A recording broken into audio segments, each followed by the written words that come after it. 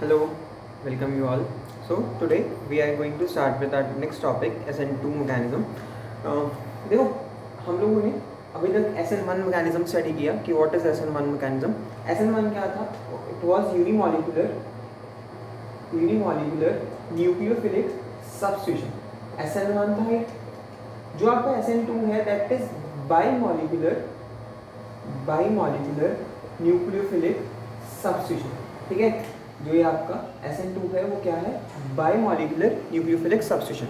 अब इस यूनिमोलिकुलर का मतलब था कि जो आपका रेट है रिएक्शन SN1 रिएक्शन का जो रेट है that depends only upon the concentration of one molecule, single molecule, that is your alkyl halide. But in SN2 case the rate of reaction depends upon alkyl halide as well as nucleophile. Here the rate depends upon two molecules, so that's why it is bimolecular. Here the rate depends only on a single molecule, that's why it is a unimolecular nucleophilic substitution. ठीक है, अब देखो इसका basic mechanism क्या है.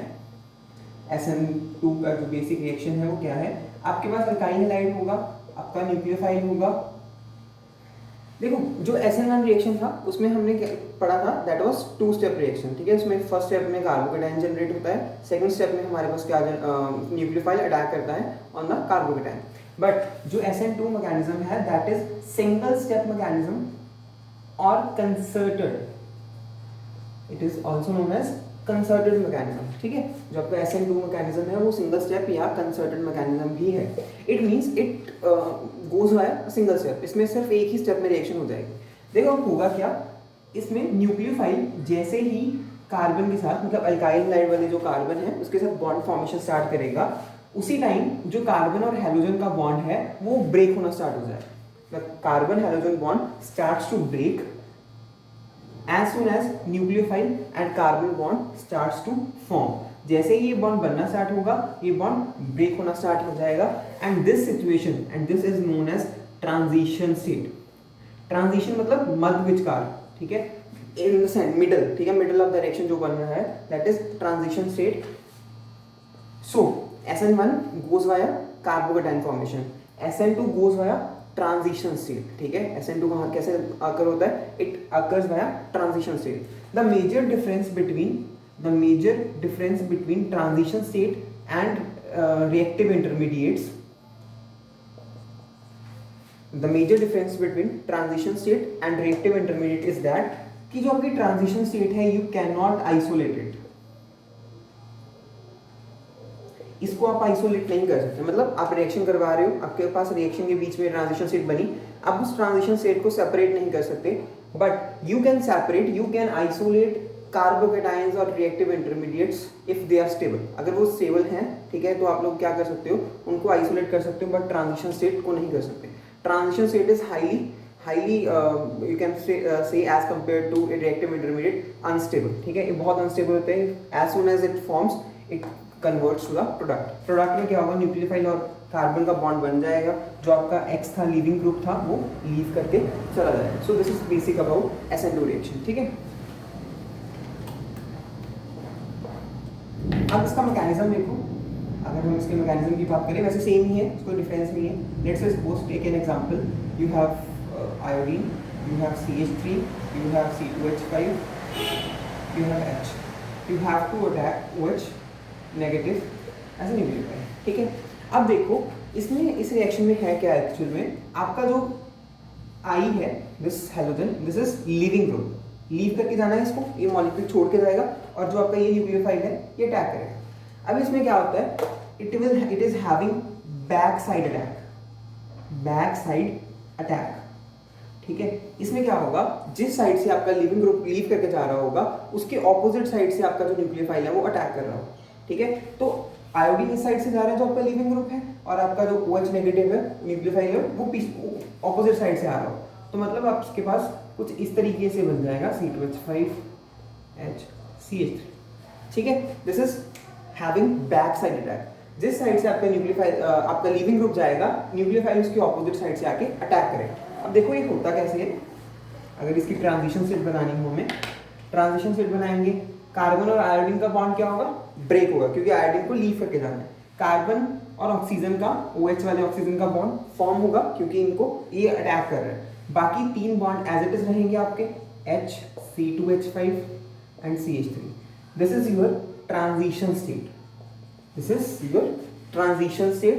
ठीक है, यहाँ पे जो कार्बन की ज्योमेट्री है वो कैसी लग रही है, ट्रायगोनल बायपिरामिडल।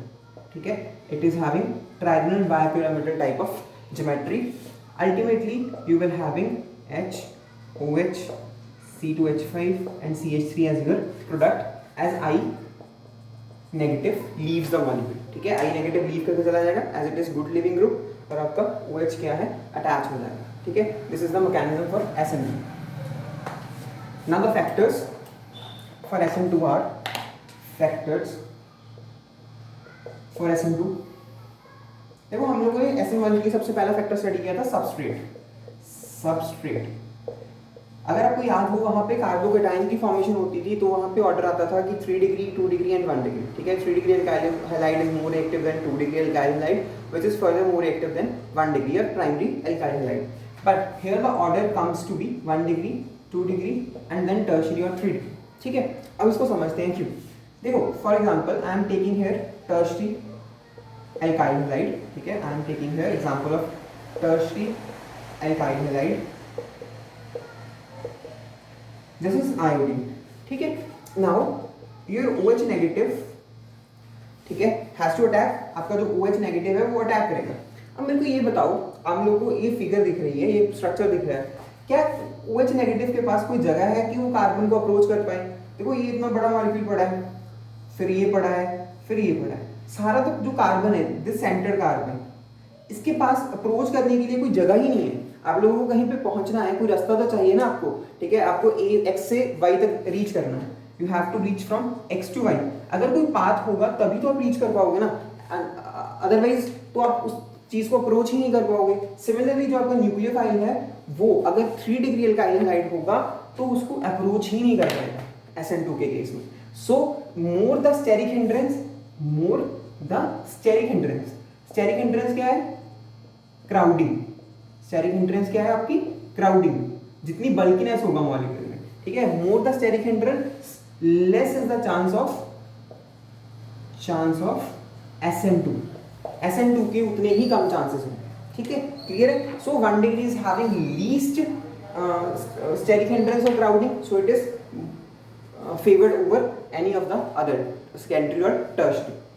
अब एक चीज और आती है इसमें, बीटा ब्रांचिंग। एक कंसेप्ट और आता है that is called as beta branching. For example आपके पास जो ये एल्काइल हैलाइड है, this one, this is 1 degree as the carbon which is directly attached to iodine is directly attached to only 1 carbon, so this is primary आपका alkyl halide. This carbon is known as alpha carbon, this is basically beta carbon. ठीक है, this is alpha and this is your beta carbon.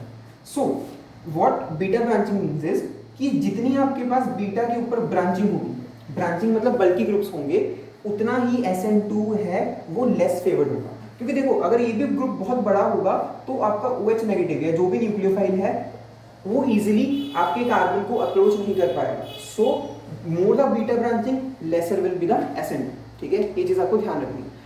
मतलब in short आपको ये समझना है कि जितनी स्टेरिक हिंड्रेंस ज्यादा होगी उतना SN2 होने के चांसेस खत्म होते जाएंगे, और जितनी स्टेरिक हिंड्रेंस कम होगी उतना ही SN2 होने के चांसेस इंक्रीज हो जाएंगे। ठीक है, नेक्स्ट काम हुआ second factor, solvent. Second factor is your solvent. Now have a look, SN1 में हमने स्टडी किया था कि हमें सॉल्वेंट वीक चाहिए,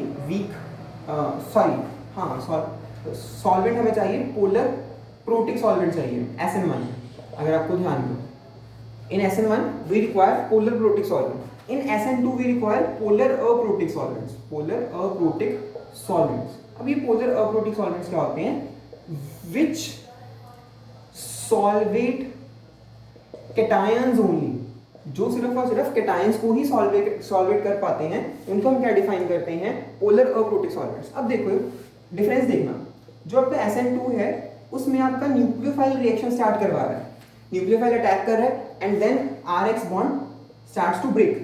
अगर आपका न्यूक्लियोफाइल को सॉल्वेंट क्या कर लेगा? सराउंड कर लेगा, मतलब सॉल्वेट कर लेगा। यहाँ पे सॉल्वेंट, यहाँ पे solvent, solvent solvent solvent solvent solvent, तो आपका न्यूक्लियोफाइल है जो फ्री नहीं होगा, your nucleophile is not free. अगर आपका न्यूक्लियोफाइल फ्री नहीं होगा तो वो कार्बन के ऊपर अटैक नहीं कर पाएगा, तो आपकी रिएक्शन है जो वो क्या हो जाएगी, स्लो हो जाएगी या प्रोसीड ही नहीं कर पाएगा। So we require such type of solvent which is polar, क्योंकि आपके पास पोलैरिटी, क्योंकि कार्बन और जो आपका हैलोजन का बॉन्ड है वो पोलर है, तो हमें सॉल्वेंट पोलर चाहिए, बट ऐसा चाहिए जो सिर्फ और सिर्फ पॉजिटिव चार्ज को सॉल्वेट करता हो, नेगेटिव चार्ज को नहीं। तो that kind of solvents are known as polar aprotic solvents. इनको हम क्या बोलते हैं, पोलर अप्रोटिक सॉल्वेंट्स बोलते हैं। ठीक है, क्लियर है ये चीज। एक दो एग्जांपल्स देख लो इसकी। एक तो DMSO है, डाईमिथाइल सल्फॉक्साइड, एक है डाईमिथाइल फॉर्मामाइड,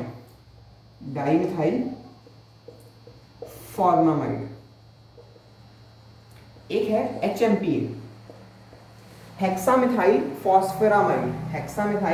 फॉस्फेरामाइड, ठीक है, this is the structure of HMPA, ठीक है, दीज आर मिथाइल ग्रुप्स, ठीक है। So these three are generally used as polar aprotic solvents, ठीक है। चलो अब नेक्स्ट आओ लीविंग ग्रुप। ये हमने पहले भी डिस्कस किया था, good leaving group we require. देखो सिंपल सी बात है, जितना लीविंग ग्रुप अच्छा होगा उतना जल्दी लीव करके जाएगा, उतना इजीली आपकी रिएक्शन हो जाएगी। अगर कोई जिद्दी होगा कि मैं मॉलिक्यूल को छोड़ के नहीं जाऊंगा, तो आपको रिएक्शन करवाने में उतनी ही डिफिकल्टी आएगी जितना वो इजीली होगा कि हाँ मैं तो खुद ही छोड़ने के लिए तैयार हूँ, आ जा तू, दूसरे बंदे को चांस देने की, अपॉर्चुनिटी देने की बात करेगा, तो उतना अच्छा है आपके लिए। So more better the leaving group, more is the chances of SN2 even SN1, ठीक है। इस फैक्टर में कोई डिफरेंस नहीं है। तो हमने स्टडी किया था RI RBR, ये जनरली एल्काइल हैलाइड्स का आपका लिविंग ग्रुप ऑर्डर होता है, ठीक है, क्योंकि इसमें कार्बन का साइज बहुत छोटा होता है और आपके आयोडीन का साइज बहुत बड़ा होता है, तो बॉन्डिंग बहुत वीक होने के कारण कार्बन और आयोडीन का बॉन्ड बहुत वीक होता है, इसलिए iodine leaves as I negative, iodine I negative की तरह लीव कर जाता है। So it is the best और the best leaving group among the halogens. Halogens के केस में ये सबसे अच्छा लिविंग ग्रुप है। Next the last one is nucleophile. Strong nucleophile you require, ठीक है।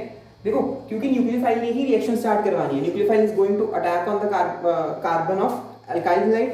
जितना स्ट्रांग होगा उतना जल्दी वो क्या कर पाएगा, अटैक कर पाएगा, और उतना ही जल्दी आपका लिविंग ग्रुप क्या होगा, लीव करके जाएगा। सो this is all about SN2 mechanism, ठीक है। अब तक हम लोगों ने SN1 और SN2 स्टडी किया है, ठीक है। SN1 यूनिमॉलिक्यूलर है, ये बायमॉलिक्यूलर है, उसमें 2 स्टेप रिएक्शन थी, ये सिंगल स्टेप रिएक्शन है, उसमें कार्बोकेटाइन रिएक्टिव इंटरमीडिएट फॉर्म होता है, इसमें हमारे पास SN2 में ट्रांजिशन स्टेट फॉर्म होती है, ठीक है। All these are the differences which we studied and the factors that we look at here, ठीक है। अब हमारे पास जो लास्ट टॉपिक बचा है इसके रिगार्डिंग, वो है स्टीरियोकेमिस्ट्री, ठीक है, कि इसकी स्टीरियोकेमिस्ट्री क्या होगी, SN1 में क्या स्टीरियोकेमिस्ट्री होगी और SN2 में क्या स्टीरियोकेमिस्ट्री होगी, जिसके ऊपर अक्सर क्वेश्चन पूछा जाता है, ठीक है। नेक्स्ट लेक्चर में हम उसको डिस्कस करेंगे कि what will be the stereochemistry in both the cases, ठीक है।